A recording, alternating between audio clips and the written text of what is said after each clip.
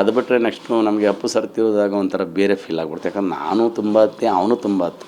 Bajrangi 2 release ಆಗಿತ್ತು ಅನ್ಸುತ್ತೆ, may be October 29 ಅದು ರಿಲೀಸ್ ಆಗಿರೋದು. ವೀರಭದ್ರ ಥಿಯೇಟರ್ಸಲ್ಲಿ ಹೋಗಿದ್ವಿ, ಕಮಲಾನಗರದಲ್ಲಿ ಸಿನಿಮಾ ನೋಡಿದ್ರು, ಮಾರ್ನಿಂಗ್ ಶೋ ಆಗೋಯ್ತು. ಮ್ಯಾಟ್ನಿಗೆ ಬಂತು ಸರ್ ಮೆಸೇಜು, ಅದು ಥಿಯೇಟ್ರಲ್ಲಿ ಹೆಂಗೆ ಆಗ್ಬಿಟ್ರು ಅಂದರೆ ಮೇ ಬಿ ಅದು ಮೈಯೆಲ್ಲ ಜುಮ್ ಆಗಿಬಿಡ್ತದೆ ನನಗೆ. ಸೊ ಆ ಥರ ಸಿಚುವೇಷನ್ಗಳೆಲ್ಲ ನಾವು ಫೇಸ್ ಮಾಡಿದಾಗ ಅವನು ತುಂಬ ಹತ್ತ, ನಾನು ತುಂಬ ಹತ್ತೆ. ನಮ್ಮ ಘಟನೆ ಕಹಿ ಘಟನೆ ಅಂದರೆ ಅದೊಂದೇ. ನಮಗೇನೋ ಬಂದಿರೋ ಕಷ್ಟನ ಎಲ್ಲನೂ ಫೇಸ್ ಮಾಡಿದ್ವಿ.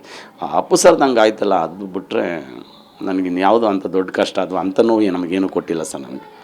ಎಸ್, ಫೈನಲಿ ಗಿಲ್ಲಿ ಈ ಹಂತಕ್ಕೆ ಬಂದಿದ್ದಾರೆ. ಸೊ ಈಗ ಗೆದ್ದು ಬಾ ಗಿಲ್ಲಿ ಅಂತ ಒಂದು ಸಾಂಗ್ ಮಾಡಿದ್ದೀರಿ. So party ಮೋಡಲ್ಲಿದ್ದೀರಿ.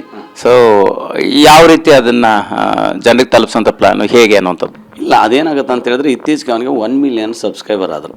ಹಾಗಾಗಿ ಆ 1 ಮಿಲಿಯನ್ ಸಬ್ಸ್ಕ್ರೈಬರ್ಲಿ ನಾನೊಬ್ಬ ಸ್ನೇಹಿತ ಆಗಿರ್ತಾನೆ, ಆ ಸ್ನೇಹಿತ ಇನ್ನೊಬ್ಬ ಇರ್ತಾನೆ. ಅವ್ನು ಹೇಳ್ತಾನೆ, ಇಲ್ಲಿಗೆ 1 ಮಿಲಿಯನ್ ಸಬ್ಸ್ಕ್ರೈಬರ್ ಆಗಿದ್ದಾರೆ ಕಂಡ್ರು, ಈ ಥರ ಹುಡುಗರಿಗೆಲ್ಲ ಪಾರ್ಟಿ ಕೊಡ್ತೀನಿ ಫ್ರೆಂಡ್ ಸರ್ಕಲ್ಗೆ ಹೇಳ್ಬಿಡು ಅಂತ.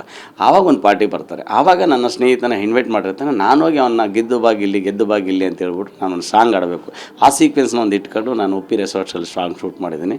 ಬಹುಶಃ ಚೆನ್ನಾಗಿ ಬಂದಿದೆ. ಮತ್ತು ಅದೆಲ್ಲ ರ್ಯಾಲಿ ಮಾಡ್ತಾಯಿದ್ರು ಅವನಿಗೆ, ಆ ಕಡೆ ಅವರೆಲ್ಲ ಮಳವಳ್ಳಿ ಚನ್ನಪಟ್ಟಣ ಸೈಡ್ಲಿ ಅದನ್ನೆಲ್ಲ ಯೂಸ್ ಮಾಡಿಕೊಂಡು, ಮತ್ತು ಅವನಿಗೆಲ್ಲ ಸ್ವಲ್ಪ ಬ್ಯಾನರ್ ಗಿನ್ನರ್ ಕಟ್ಟಿದ್ರು, ಅದನ್ನೆಲ್ಲ ಸ್ವಲ್ಪ ನ್ಯಾಚುರಲ್ ಆಗಿ ಯೂಸ್ ಮಾಡ್ಕೊಂಡು ಅದನ್ನು ಪ್ಲಾನ್ ಮಾಡಿದ್ದೀನಿ ಸರ್.